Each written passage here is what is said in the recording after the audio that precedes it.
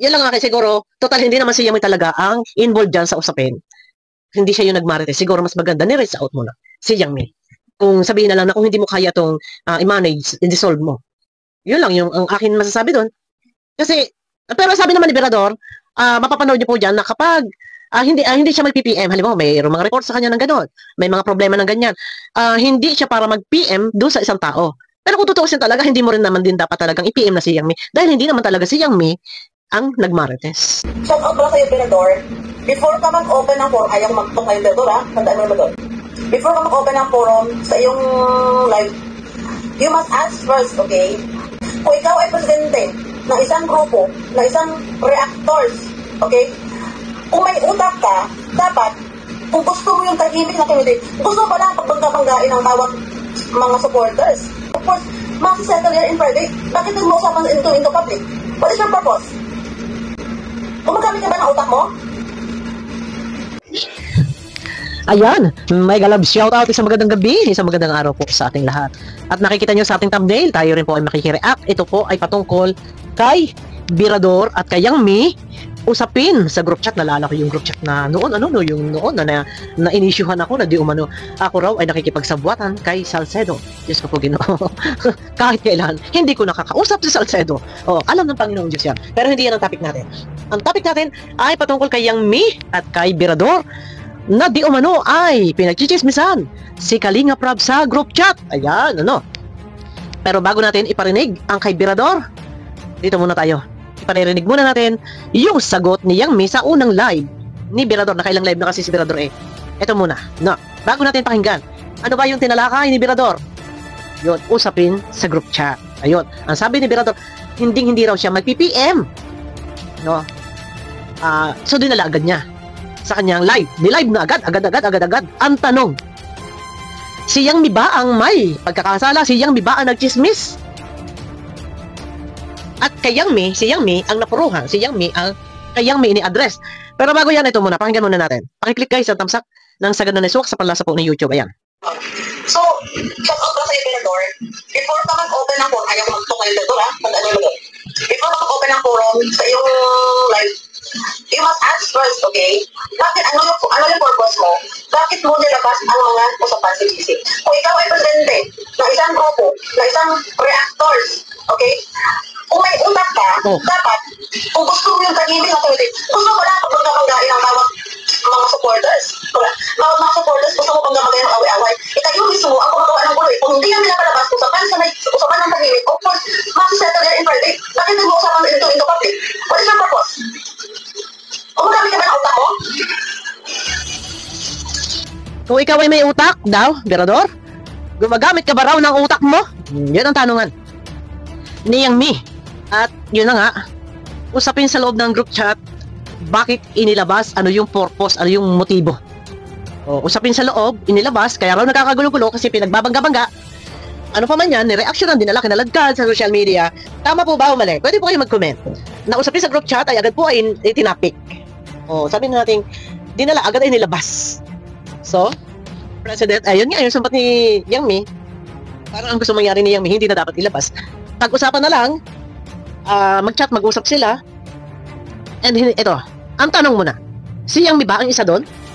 Sa group chat na yon na nakipagmaritisan at doon binabas si Kalinga Prab? Si Yang Mi ba? May binabasa si Berador na mga conversation, na mga chismisan, chikahan. Ano po, ang sabi nga ni Yang Mi, ikaw ba may utak? Ginagamit mo ba ang utak mo? Medyo masaklap to, nakatanungan, ano po? Pero yan, ito po. Ano ba yung live ni Berador? Ito. Ano po? Chismisan. Di umano sa group chat. Ito daw po yun. Marami mahaba. Pero magpaparinig lang ako ng konti. Ano po? At marami na nag-reaction. Pwede niyong panoorin sa iba. Doon kayong iba. Naglapas na ng mahabang video clip. Pero magpaparinig lang ako ng konti. Ito. Kaibigan, dapat suportahan po natin lahat mga kaibigan. Suportahan po natin kung ano yung nararapat po nandiyan mga guys sa ibang GC o sa isang love team, dapat supportahan din po ninyo yung ibang love team. Okay. Kung kayong magparitisa. So malinaw, dito pa lang, umpisa pa lang, ang gustong mangyari ni Berador, suportahan sino mang love team, ano mang group chat kayo, huwag kayong magmaritisan, kumbaga magsuportahan. Ayan, o tuloy. Dami mga kaibigan, no? Dami. Mga screenshot. Dami po mga kaibigan. Na? Ayan. Dami. Hello po. Mga screenshot po yun na ipinasa kay Birador. Tuloy. Oh, may galak shoutout Kuya Berador. One Kalinga Bon family, mga kaibigan. O, tuloy na. Mamaya na mag-shoutout. Sa conversation na ito, wala pong conversation dito si Miss Yang May, mga wala. Malinaw! Teka. Hindi, mga kaibigan. Ito lang po, sabi ko dito, sa conversation na ito, wala pong conversation dito si Miss Yang May. Wala conversation doon si Miss Yang May, pero dahil siya yung president, sa kanya muna ini-address. Teka muna ha, tuloy muna natin. Tuloy muna natin ha. Hello po, may galak shoutout Kuya Berador. Wait. One Kalinga Bon family, Okay. mga kaibigan. Ito lang po, sabi ko dito, sa conversation na ito, wala pong conversation dito si Miss Yang May, mga Okay, yun naman pala eh. wala po siyang sinabi dito. Yun lang pong mga member niya, mga kaibigan. Wala pala siyang conversation o hindi siya kasali doon sa chikahan. Pero dito ni-live mo at ini-address mo sa kanya. Tanungin ko po yung mga viewers. Mga viewers, tama po ba yun? Hindi naman talagang si Yang May yung nakipag-chismisan, nakipag-chikahan. Pero marami siyang nasagap na mga screenshot. Ang pagkakaalam ko po ay pinagbabawal na itapik, gamitin ang mga screenshot. Hindi ba't iyan ay sinabi na wag nang para screenshot at yun ay tinatalakay. Ayun ang pagkakaalam ko na pinagbabawal ni Madam Edna. Pero hindi pala si Yang May ang mga kamaritisan doon, ang mga nagmamarites at iba naman mga member. Bakit si Yang May ngayon ang natambakan ng sisi? Paunawa sa inyo. Kaya natin na-mention lang si Miss Yang May, mga kaibigan, dahil siya po yung admin. So kaya na-mention dahil siya yung admin. Hindi ba pwedeng siguro dahil hindi naman siya kasama doon sa chikahan, sa chismisan, hindi ba pwedeng kinompronta mo muna, kinausap mo muna through messenger na yung group chat ay ganito. Parang nangyari din sa akin noon na hindi naman talaga totaling yung paratang na ako din nakikipagsabuatan kay Salcedo. Wala naman si Salcedo at never ko yan nakakausap si Salcedo. Umiiwas ako nakipag-usap sa mga tinaguriang antay. Kalinga. Siguro para sa akin, kung hindi naman si Yang May yung nagmamarites dyan at wala naman pangalan niya dyan at dahil si Yang May lang naman ang admin dyan, hindi ba pwede siguro kausapin na lang muna? May parating na ito, kung hindi mo ito maharap, buwagin mo,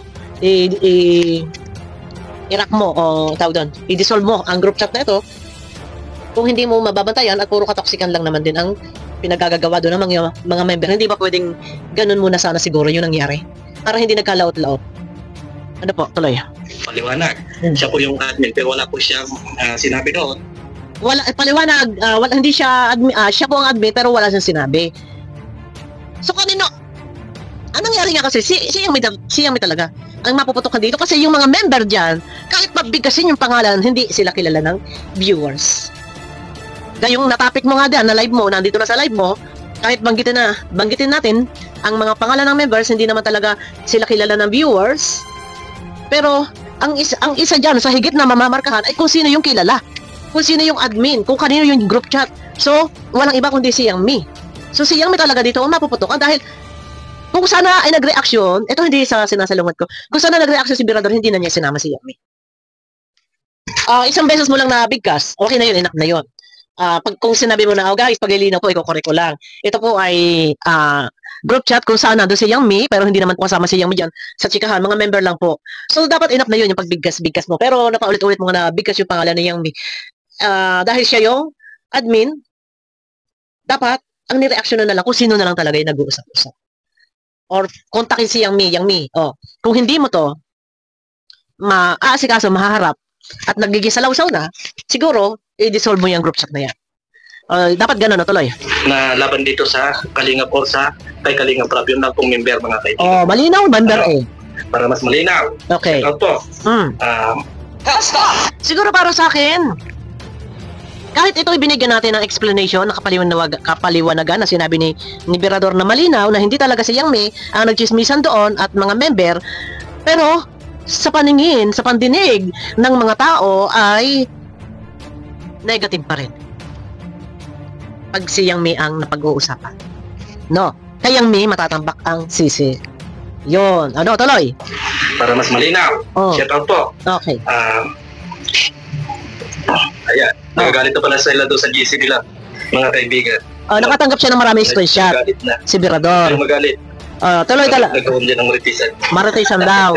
Pero sa pagkakaalam ko talaga, noon pa, binabawal ni Madam Edna na wag daw magpara screenshot at iyon daw yung tinatapik ay bawal. Yan ang pagkakaalam ko. Pero ang sabi naman ni Birador, kapag siya ay nakakuha ng isang butas or isang ebidensya laban kay ganito, kay ganyan, kay ganon, hindi na siya para daw mag-PM o hindi na para i-private message. Pero, napaka-importante po na kapag lalo pat hindi po naman pala si Yang Mi ang involved diyan, dapat ni-reach out na muna si Yang Mi kasi hindi naman siya yung involved dyan sa usapin, wala siya dyan sa chismisa na yan. Ano po, dahil sa kanya talaga sa kanya talaga matatambak yung sisi kasi nga, siya lang naman yung kilala eh. Oh, di ba? O, tuloy. Okay, kasi nagagalit na tuloy. Bilisan mo, bilis mo. O, tuloy. Tuloy lang, Birador. Ang ingay doon, hirap pa naman. Mga kaibigan. Ayan. Pinas forward ko na, o, tuloy. Marami dyan, wag nating anuhan dyan. Si Miss Yang Mikagat na nagsalita ng laban sa Kalingap dito, mga kaibigan. Kasi member lang niya yung nandito. Ayun, may paglilinaw naman. Wag daw anuhan agad. So, pero narinig nyo naman yung unang rest back ni Yang Mi. May utak ka ba? Ginagamit mo ba ang utak mo? Pero dito nga ay member lang naman ni Yang Mi. So may paglilinaw si Birador. Ano po? So ganun pa man, ang nangyari nga ay si Yang Mi nga natambakan ng sisi nga kasi siya lang naman talaga yung kilala. And alam niyo naman lagi na kumbaga ikaw ay nasa front line. Palagi si Yang Mi. Lagi siya yung nasa front line. Siya yung mas kilala. Lagi nasa issue or ini-issue. Tuloy. So kaya natin inano si Yang Mi dito, mga kaibigan, dahil sa yung admin dito. So yun na nga nangyayari. Napaulit-ulit po kasi ni Birador yung pangalang Yang Mi. Kaya talagang tatatak sa mga tao si Yang Mi. Pero ang totoo, nabigyan naman nalinaw ni Birador na hindi naman talaga si Yang Mi ang kasama dyan sa chikahan. Ang masaklap lang talaga nito, puro si Yang Mi yun nabibigkas ni Birador, Yang Mi. So si Yang Mi talaga mapuputukan kasi siya lang naman yung kilala. Siya lang yung kilala. Ayun ang pinakamasaklap dito. Tapos ganito nga, pag nababas na, so paano natin mabibigyan ng explanation? Ano po? So siguro isang beses ang group chat na to ay kinabibilangan din ni Yang Mi dahil si Yang Mi nandun admin. Enough na siguro nabanggit once lang, nabanggit. And yung mga pangalan na lang na kung sino nag-chickenhan, yun ang i-highlight. Paki-correct lang po ako kung tama ako o mali. Kasi pag ako nag-reaction before kay Yang Mi, talagang mali. Ako hindi ko tinotolerate, hindi ko kinukonsente. Pag talagang mali, sasabihin ko. Tuloy-tuloy muna tayo, ano? Mga kaibigan, shoutout po sa lahat. Bilis. Unang pagbasa. Ayan, yung unang screenshot.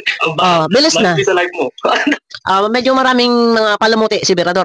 So, ipapass forward ko muna, unang pagbasa daw.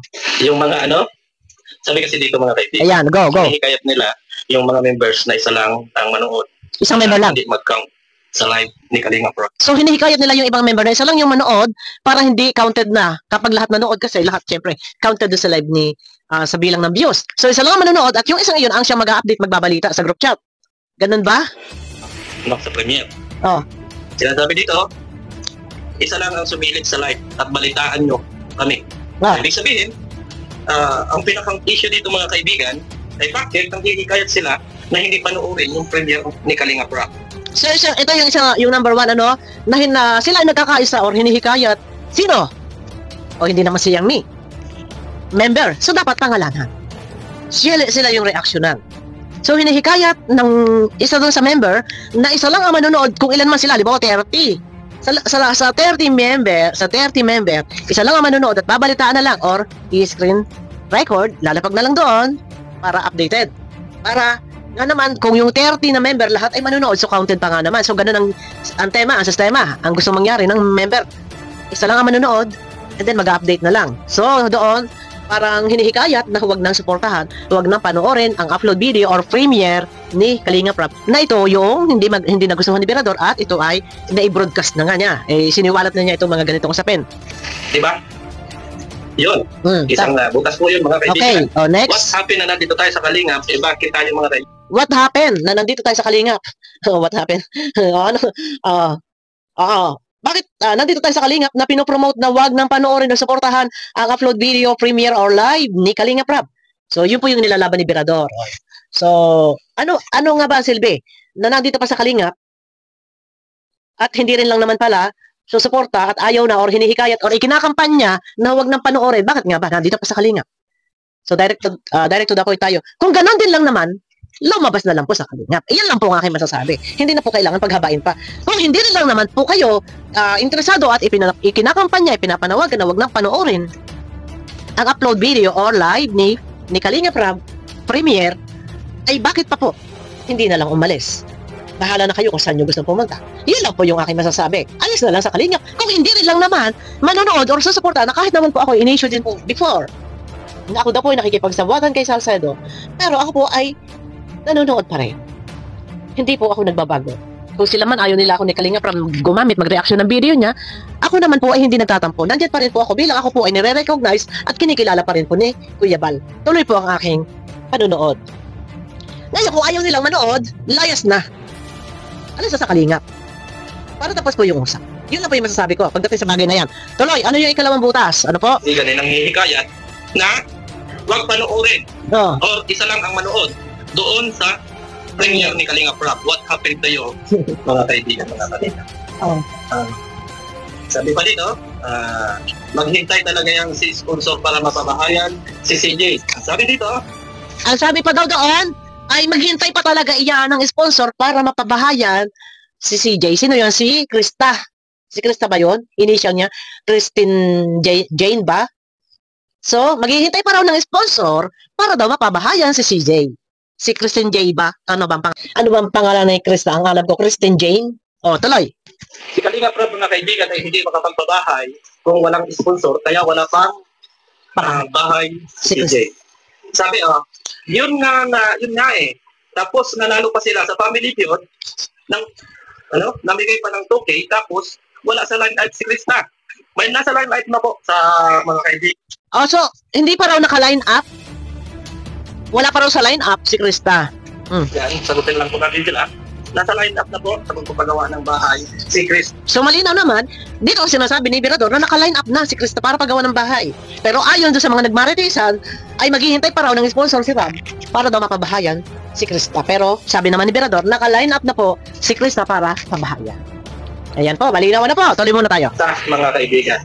Ayan po yung mga maritisan, yung mga pag-uusap-usap na sa group chat na di umano'y doon ay admin si Yang Mi. Ito po ba, ay tanong ko lang, ito po ba ay marapat na pag-usapan o dalahin agad-agad sa live? Pero dapat yung binabasa mong iyan, pangalanan mo kung sino yung nagko-comment na yan. Meron ka dito ibang pinangalanan, pero itong mga binabasa mong dalawang butas na to ay hindi mo pa pinangalanan. Pero yung iba, mayroon ka pinangalanan, may pinangalanan kang iba, no?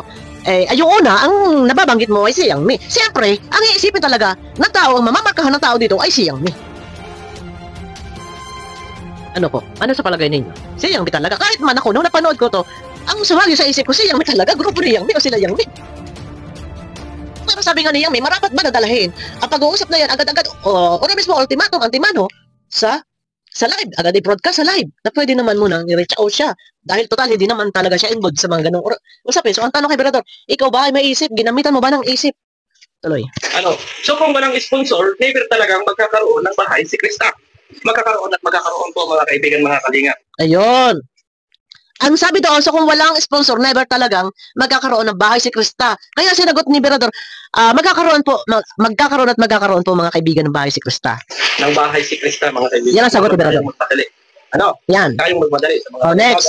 Na dapat ay masaayos. Next. Ito yung aking mga dumating sa akin. Ang tanong, sino yung mga nag-message na yan? Kahit naman siguro pa paano, ay may mag-a-appear dyan, may makikita tayo dyan, ng mga pangalan na nag-message.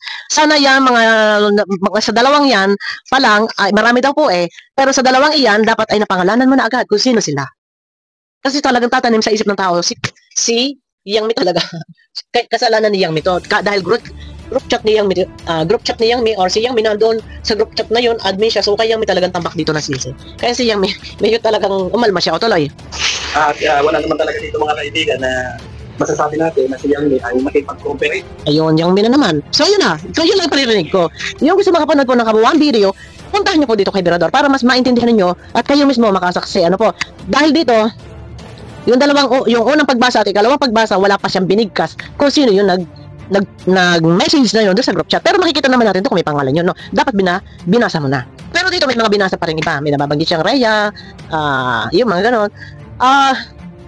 Ang masasabi ko dito, kahit hindi si Yang Mi talaga, yung kasama dyan sa chismisang iyan, dahil nabigkas mo, nabanggit mo na nandiyan si Yang Mi at si Yang Mi ang admin.